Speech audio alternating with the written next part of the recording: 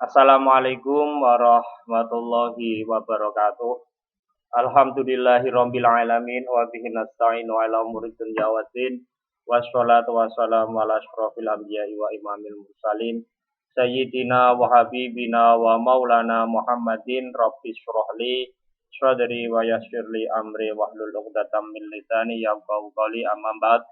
Untuk anak-anakku kelas 10 yang saya banggakan SMK Tunas Harapan Pati. Untuk pertemuan minggu ini, Pak Slamet Haryanto dalam Mapel Pendidikan Agama Islam dan Budi Pekerti akan membahas tentang sumber hukum Islam yang kedua, yaitu Al-Hadis. Makanya untuk lebih jelasnya, nanti simak baik-baik video yang akan kalian tonton. Sebelum itu, niatkan untuk selalu menuntut ilmu, ikhlaskan hati agar mudah mendapatkan atau memahami apa yang akan saya sampaikan. Yang hadis, sumber hukum Islam yang kedua,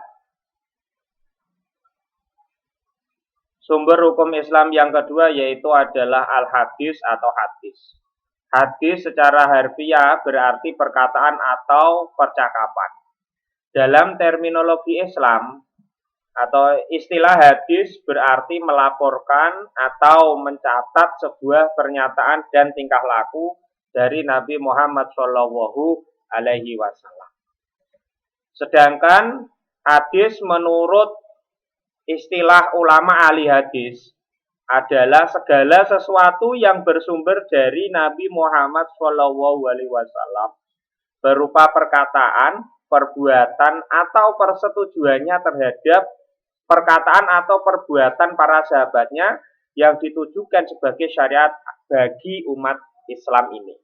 Jadi apapun yang dikerjakan oleh Nabi berupa perkataan, perbuatan, atau diamnya Nabi Muhammad SAW, atau ketika melihat suatu kejadian atau perbuatan yang dilakukan oleh para sahabatnya, kok Nabi Muhammad itu setuju, maka itu dinamakan al-hadis atau hadis.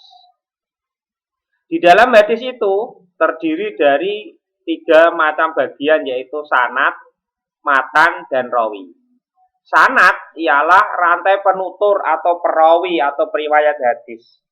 Nah, sanad ini terdiri atas seluruh penutur mulai dari orang yang mencatat hadis tersebut dalam bukunya seperti kitab-kitab hadis hingga mencapai Rasulullah Shallallahu Alaihi Wasallam.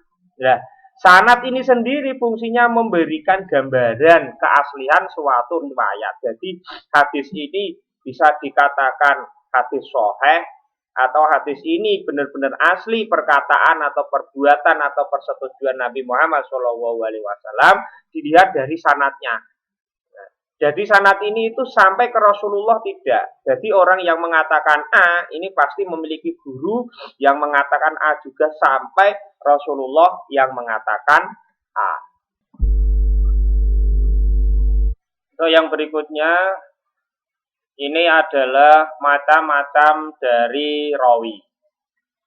Jadi hadisnya Nabi Muhammad SAW itu banyak orang yang meriwayatkannya. Jadi di sini ada istilah-istilah rawi yang perlu kalian ketahui. Ini hanya secara garis besar saja.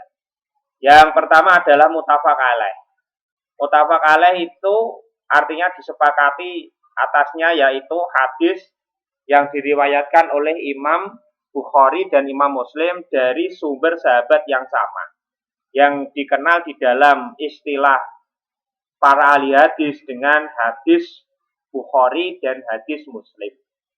Ada lagi rawi yang terkumpul di dalam as-sab'ah, berarti 7 perawi, yaitu 1 Imam Ahmad, Imam Bukhari, Imam Muslim, Imam Abu Dawud, Imam Tirmidzi, Imam Nasai, dan Imam Ibnu Majah. Ada lagi rawi yang terkumpul dalam as-sittah, maksudnya adalah 6 perawi, yakni 7 orang ini kecuali Imam Ibnu Hambal atau Imam Ibnu Majah. Jadi Imam Ahmad, Imam Bukhari, Imam Muslim, Imam Abu Dawud, Imam Turmudi, Imam Nasai. Ini disebut asitah. Yang Imam Ibnu Majah ini tidak ikut di dalam asitah. Asitah itu artinya 6. Kalau asabah artinya adalah 7. Yang berikutnya adalah al-khomsah. Maksudnya adalah 5 perawi. Yaitu mereka yang tersebut di atas tadi di rawi yang 7 kecuali Imam Bukhari dan Imam Muslim. Jadi 7 orang rawi tadi kecuali Imam Bukhari dan Imam Muslim.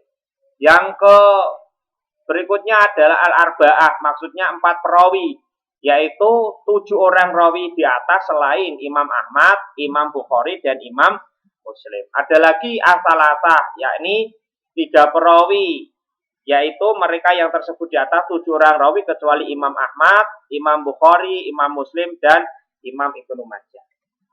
Yang berikutnya ini adalah contoh hadis Nabi Muhammad SAW lengkap dengan sanad, matan, dan rawinya. Saya akan bacakan contoh hadis Nabi tersebut. Hadatsana Ubaidillah bin Musa qala akhbarona Abdullah bin Abi Sufyan an Ikrimah bin Khalid an Abi Umar radhiyallahu anhuma qala Rasulullah sallallahu alaihi wasallam buniyal Islam ala khamsin syahadatu an la ilaha illallah wa anna Muhammad Rasulullah wa iqamis shalah wa ita'iz zakah wal hajj wa shaum Ramadan. Jadi hadis ini lengkap mulai dari sanad, matan, dan rawi. Yang dinamakan sanad itu mulai dari sini. Hadatsana Ubaidillah bin Musa qala, ini mulai dari sini. Ya, untuk penjelasannya berikut ini. Jadi deretan kata hadatsana Ubaidillah bin Musa sampai kepada Rasulullah Shallallahu Alaihi Wasallam, itulah yang dinamakan sanad. Jadi saya ulangi lagi.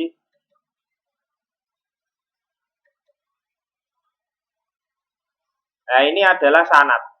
Hadatsana sampai qala Rasulullah, ini adalah sanad. Jadi ini sanad, yang namanya sanad. Matanya itu isi hadis. Jadi mulai hadatsana sampai qala Rasulullah itu dinamakan sanad. Nah, dengan demikian maka urutan sanadnya adalah Ubaidillah bin Musa sebagai sanad pertama atau sanad awal, Abdullah bin Abi Sufyan sanad kedua, Ikrimah bin Khalid sebagai sanad ketiga, Ibnu Umar adalah sebagai sanad yang keempat atau sanad terakhir, yang mana Ibnu Umar ini adalah sahabatnya Rasulullah Shallallahu Alaihi Wasallam. Pasti hadis ini bisa dinamakan hadis sahih karena runtutannya sampai kepada sahabatnya Rasulullah Shallallahu Alaihi Wasallam.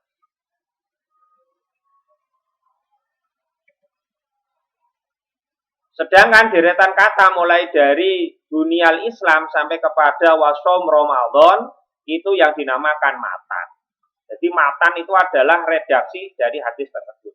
Nah, hadis tersebut di atas kita temukan pada kitab hadis yang disusun oleh Imam Bukhari yang bernama Ad-Jami'us Shalih atau yang lebih dikenal dengan Sahih Bukhari.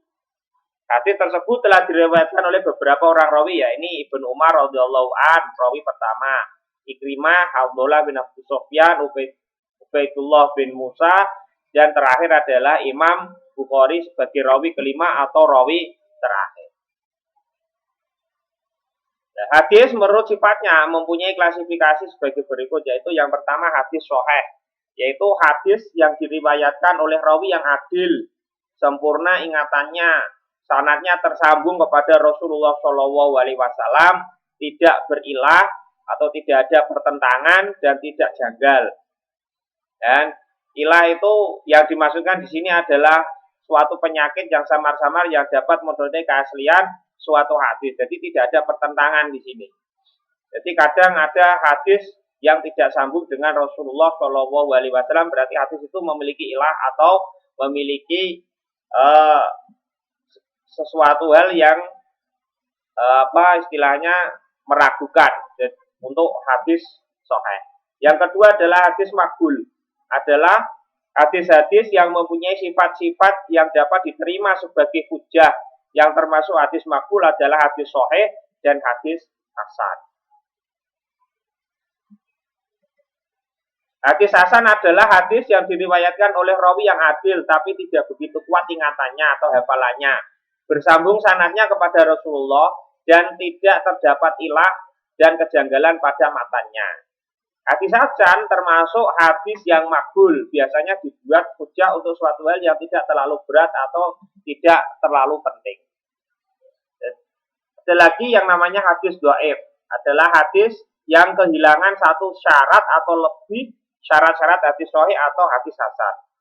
Hadis dhaif banyak macam ragamnya, dapat mempunyai perbedaan derajat satu sama lain disebabkan banyak atau sedikitnya syarat-syarat hadis sahih atau hadis yang tidak dipenuhi. Nah, hadis dhaif ini biasanya rata-rata hadis yang sanadnya terputus, tidak tersambung kepada Rasulullah Shallallahu Alaihi Wasallam. Saya cukupkan sekian untuk materi sumber hukum Islam yang kedua pada minggu ini. Untuk minggu berikutnya akan saya bahas tentang sumber hukum yang ketiga di dalam agama Islam. Nanti berbicara tentang ijtihad dan berbagai macam ijtihad atau macam-macam dari ijtihad itu sendiri.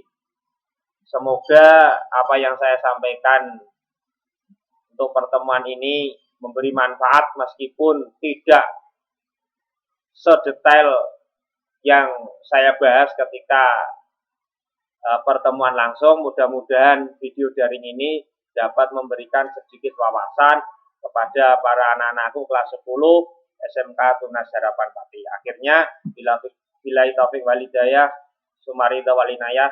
Wassalamualaikum warahmatullahi wabarakatuh.